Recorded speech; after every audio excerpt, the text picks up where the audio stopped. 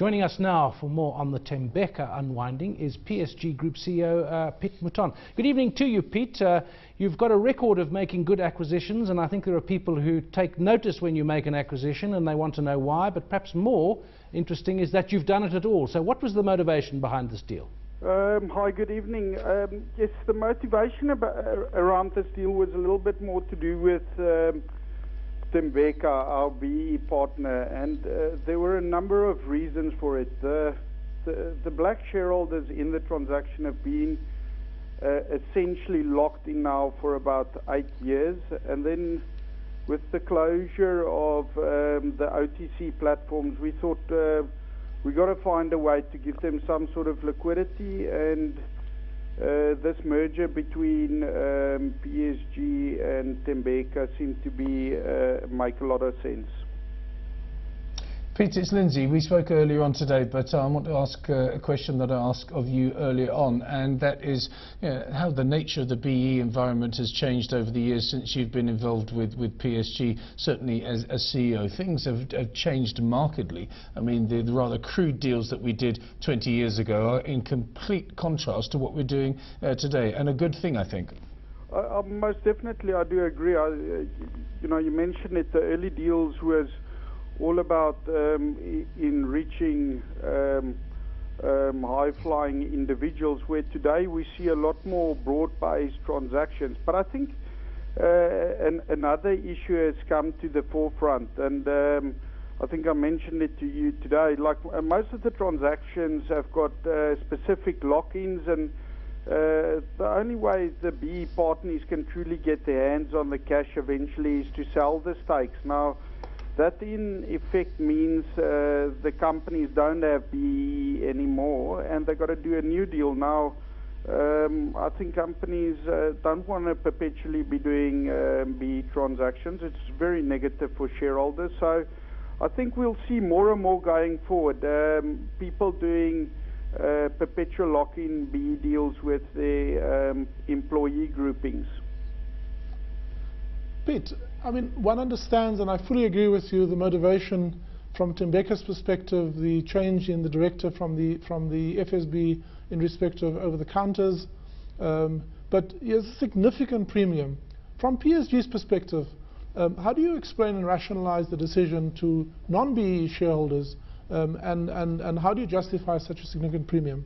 Okay, the transaction at the end of the day is neutral or slightly beneficial to PSG, and you got to remember these black parties that have been in Thembeka have been our partners for many years, and it's we both sets of shareholders have benefited. I mean, PSG have benefited, and they've benefited a lot, and I mean, we sit with all the power on our side, and we weren't going to take advantage of them, and we were going to give them a fair deal, because this is what I think they deserve at the end of the day. Peter, I'm just going to ask a question here to Mark and Edward in Johannesburg. Perhaps you can listen and then comment. And I'm talking about the empowerment aspect, Mark. One thinks of Lindsay saying that there were these primitive deals.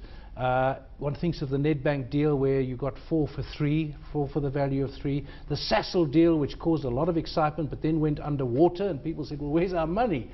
And the problem with these deals is that the market does operate. The market doesn't respect the deal and may make it not worth the while of those shareholders. So it's a vexed thing still, even though we've progressed. Quite, but I think the way this is being done, is enlightened, shall we say, and I think there is a culture developing that, money doesn't grow on trees, and patience is a virtue. And certainly for me, I think, the broad-based aspect of many of these deals has changed the landscape sort of considerably, and for the longer-term good. So what Piet's telling us, I think, is music to my ears. Edward? No, I don't really think. I mean, I think the PSG shareholders and executives behind this decision has to be complimented. I think we find many BE beneficiaries who have locked in value on paper, but actually never really are the beneficial participants of the value that they've created. So I think at some point in time there has to be the ability to monetize or to get liquidity, and one would just hope that freeing up also has other multiplying benefits in the economy. So overall, I think the PSG team has to be complimented. Piet, let's talk about the semantics of the deal. Now, we've been talking about theories and ideology when it comes to black economic empowerment, but let's talk about what's going on here. Thembeka shareholders will receive 1.7 PSG shares. You're going to issue more shares. Tell us more about that and what it means to you and to other PSG shareholders.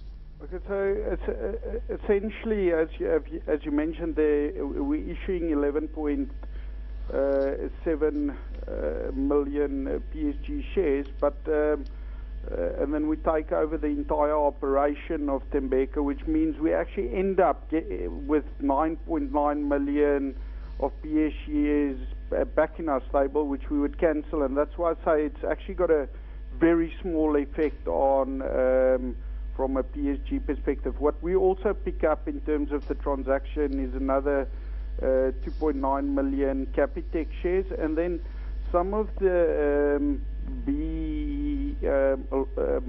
stakes that we still got that have still got lock-ins in them. We moved to a new, let's call it a Thembeka 2, which is a little baby that's being born out of this merger, because that still has the BE lock-ins, and the shareholder partner that we picked over there is going to be Education Trust, and I think it might be, when these deals come to the end of their life, this would be one of the biggest education trusts created in this country. Well, thanks to PSG Group CEO Piet.